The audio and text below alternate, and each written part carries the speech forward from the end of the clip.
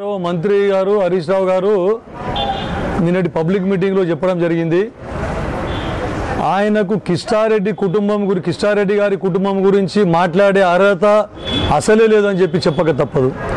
గత 40 సంవత్సరాల సుదీర్ఘ రాజకీయ చరిత్రలో కిష్టారెడ్డి గారి కుటుంబానికి ఒక గుర్తింపు అనేది ఉంది. ప్రజలలో ఒక నమ్మకం అనేది ఒకటి ఉంది. కళ్ళబొల్లి మాటలు చెప్పి బై ఎలక్షన్లో ఓట్లు దండుకొని టీఆర్ఎస్ అభ్యర్థిని గెలిపించడం ఈ హరీష్ రావుకి చెల్లింది. బై ఎలక్షన్లో కూడా చాలా కళ్ళబొల్లి మాటలు చెప్పడం జరిగింది. ఇచ్చిన వాగ్దానాలను ఒక్కటి కూడా నెరవేర్చని పరిస్థితిలో మళ్ళీ వచ్చి వ్యక్తిగత విమర్శలు చేస్తూ ప్రజలను రెచ్చగొట్టడం జరిగింది హరీష్ రావు గారు.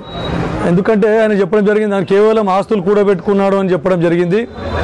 దమ్ముంటే రమ్మనండి. హరీష్ రావు గారు కరువు మంత్రి కాకంటే ముందు ఆయన ఆస్తులు ఏముండే, కిష్టారెడ్డి గారి హయాం నుండి ఈ రోజు వరకు కూడా మా కుటుంబ ఆస్తులు ఏమున్నాయో లెక్క చూసుకుందాం. దీనికి సవాల్ చేస్తున్న హరీష్ రావు గారికి దమ్ముంటే రమ్మని చెప్పండి. మేము మా నాన్నగారి అడుగుజాడలో నడుస్తూ మా నాన్నగారి కోరిక మేరకు ప్రజాసేవ చేయాలనే ఉద్దేశంతో ఇక్కడ అన్ని ఏవైనా కూడా ఇక్కడ నెలకొల్పడం జరిగింది. సినిమా టాకీస్ గురించి మాట్లాడినరు. మా తాత గుండ్రెడ్డి గారి హయాంలోనే సినిమా టాకీస్ కట్టుకోవడం జరిగింది. రాజకీయాలకు వచ్చిన తర్వాత సినిమా టాకీస్ కట్టలేదు. తర్వాత ఆసుపత్రి అని చెప్పి కాలేజీ అని చెప్పిండ్రు. మా సిస్టర్ మెమోరియల్, మా చెల్లె చనిపోతే ఇక్కడ ఆడపడుచులకు విద్యకు దూరం అవుతూ ఉన్నారు, ఎవరు కూడా జూనియర్ డిగ్రీ కాలేజు గవర్నమెంట్ సెక్టర్లో లేదు అని చెప్పేసి కాలేజ్ స్థాపించడం జరిగింది. ఎంతోమంది కేవలం 50 రూపాయల ఫీజు మీద దాని నుంచి గ్రాడ్యుయేట్ అయిపోయి ఎంతోమంది ఈరోజు ఉద్యోగాల్లో స్థిరపడ్డారు. ఇది హరీష్ రావు గారు గమనించాలని చెప్తా ఉన్నాను. తర్వాత ఒకవేళ నా హాస్పిటల్ గురించి మాట్లాడడం జరిగింది. హాస్పిటల్ నా స్వయంగా నేను మెడికల్గా చదివి మెడికల్ డిగ్రీ తీసుకొని పట్టాపుచ్చుకొని హైదరాబాద్లో స్థిరపడడానికి హైదరాబాద్లో హాస్పిటల్ నెలకొల్పడానికి ఎన్నో అవకాశాలు ఉన్నప్పటికీ కూడా నారాయణ ఖేడ్ ప్రజల సేవ చేయాలని చెప్పేసి మా నాన్న కోరిక మేరకు ఈ మారుమూల ప్రాంతంలో ఆసుపత్రిని ఏర్పాటు చేసి ప్రజాసేవ ఎంతోమందికి వైద్యం చేస్తూ ఎంతోమంది పిల్లల ప్రాణాలు కాపాడడం తెలుసుకోండి. కావాలంటే ప్రజలలో ఎంతమంది పిల్లల ప్రాణాలు కాపాడినో తెలుసుకోవాలని చెప్పేసి హరీష్ రావు గారి దృష్టికి తీసుకొస్తా ఉన్నాను. తర్వాత ఇంకా ఒక్కొక్క ఆపరేషన్కి 30,000 రూపాయలు అని చెప్పిండు హరీష్ రావు గారు.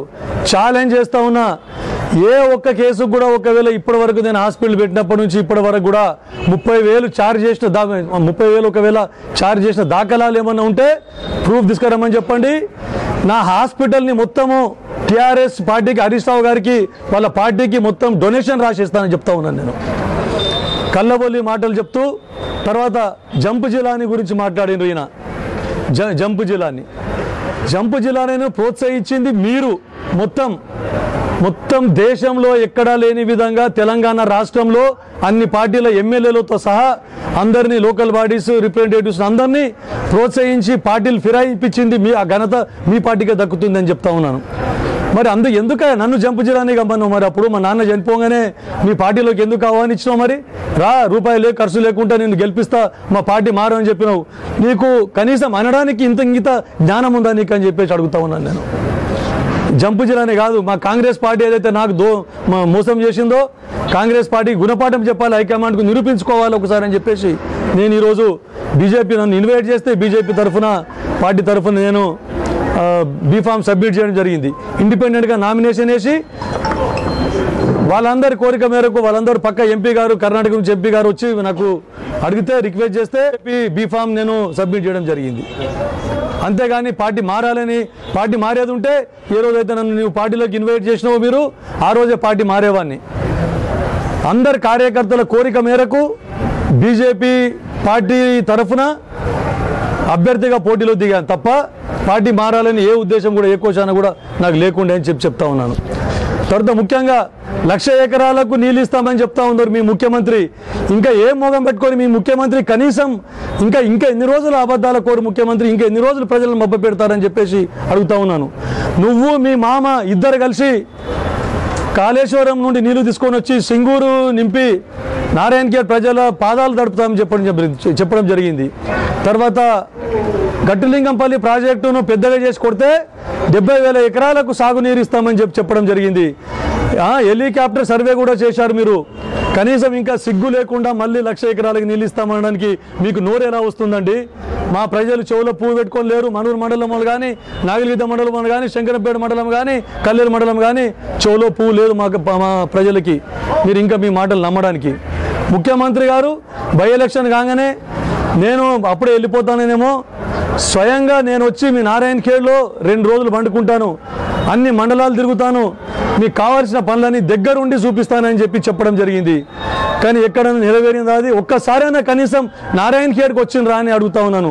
పోనీ జిల్లాకు వచ్చిండ్రా ముఖ్యమంత్రి గారు? కేవలం ఒక్కసారి ముఖ్యమంత్రి అయిన తర్వాత జిల్లాకు రావడం జరిగింది. అది ఆయన నైజం. ఇంకా ఎన్ని రోజులు కళ్ళబొల్లి మాటలు చెప్తూ మా నారాయణఖేడ్ ప్రజానీకానికి మభ్య పెడతారు. బై ఎలక్షన్లో ఒకసారి మోసపోయిన నారాయణఖేడ్ ప్రజానీకం. కానీ ఇప్పుడు ఇంకా చెవిలో పువ్వు పెట్టదలుచుకుంటే ఎలాంటి మోసానికి గురిగారు?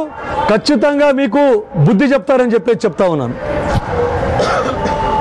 తర్వాత ఆస్తుల గురించి మాట్లాడుతూ ఉన్నాను. ఆమె డాక్టర్, ఆమె పిడియాట్రిషియన్. హరీష్ రావు గారు అది గమనించాలని చెప్తా ఉన్నాను. నీలాగా రోడ్ల మీద మీ మామ ట్రాన్స్పోర్ట్ మినిస్టర్ ఉన్నప్పుడు ఎంబీఐల దగ్గరికి, ఆర్టీఓల దగ్గరికి బ్యాగులు పట్టుకొని నెల మామూలు వసూలు చేయడానికి తిరగలేదు. నేను from the beginning I'm a profession, I'm practising in నారాయణఖేడ్లో మా ప్రజాసేవ చేస్తూ డబ్బు సంపాదించింది తప్ప రాజకీయంగా ఏ ఒక్క రూపాయి కూడా సంపాదించలేదు మేము కానీ మా కుటుంబం కానీ. రాజకీయాల్లో ప్రొఫెషన్ తరఫున ఖర్చు పెట్టామే తప్ప సంపాదించి రాజకీయం ఖర్చు పెట్టాము తప్ప రాజకీయంగా ఏం ఖర్చు పెట్టలేదు. కావాలంటే ఛాలెంజ్ చేద్దాం. మీ ఆస్తులు ఏమున్నాయో, మీ మామగారి ఫామ్ హౌస్ ఆస్తులు ఏమున్నాయో, మా ఆస్తులు ఏమున్నాయో చూద్దాం. కావాలంటే ఇది ఛాలెంజ్ అని చెప్తా ఉన్నాను. ఏది చేసినా నారాయణఖేడ్ నియోజకవర్గ అభివృద్ధి గురించే కిష్టారెడ్డి కుటుంబం పాటుపడింది తప్ప ఆస్తులు కూడబెట్టుకోవాలనుకుంటే ఎన్నో ఆస్తులు కూడబెట్టుకోగలుగుతుంటుంది. మీలాగా హైదరాబాద్లో, జైరాబాద్లో, ఎక్కడ సిద్దిపేటలో బినామీ పేర్ల మీద మేము ఆస్తులు కూడబెట్టుకోలేదు. ఏది చేసినా ఎడ్యుకేషన్ ఇన్స్టిట్యూషన్స్ పెట్టినా, హాస్పిటల్స్ పెట్టినా తక్కువ ఫీజులతోని ఇన్స్టిట్యూషన్స్ రన్ చేసి మా నియోజకవర్గ ప్రజలకు సేవ చేసినామే తప్ప మేము ఆస్తులు కూడబెట్టుకోవడానికి కాదని చెప్పేసి హరీష్ రావు గారి దృష్టికి తీసుకుపోతా ఉన్నాను. అదే మంటారు చూడు, గుమ్మడికాయ దొంగ అంటే భుజాలు తడుపుకున్నట్టుంది మన ముఖ్యమంత్రి గారి సంభాషణ. ఎందుకంటే కనీసం ఆయన ఒక ముఖ్యమంత్రి స్థాయిలో ఉండి ఇంత నీచమైన విమర్శలకు దిగజారడం ఆయనకే చెల్లింది. హెలికాప్టర్ చుట్టూ ఉన్న ప్రజలు వీటి అమిత్ షా గారి మీటింగ్లో లేరని చెప్తా ఉన్నారు. నిజం చెప్పాలంటే అమిత్ షా గారి మీటింగ్లో టెంట్ బయట నిలబడిన ఎంతమంది అయితే జనాలు ఉన్నారో అంత జనాలు కూడా వాళ్ళ సభలో లేరని చెప్తా ఉన్నాను. టెంట్ బయట ఉన్న జనాలు వాళ్ళ మీటింగ్కి అంటే ఎక్కువ ఉన్నారు మా దగ్గర.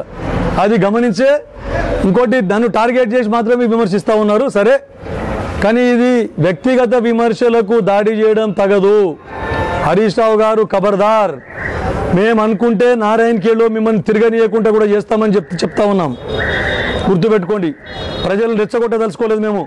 మీరు చేసిన ఘనకార్యానికి మేము ప్రజలు రెచ్చగొడితే ప్రజలు మిమ్మల్ని నారాయణఖేడ్లో కూడా అడుగుపెట్టనియరని చెప్తా ఉన్నాం.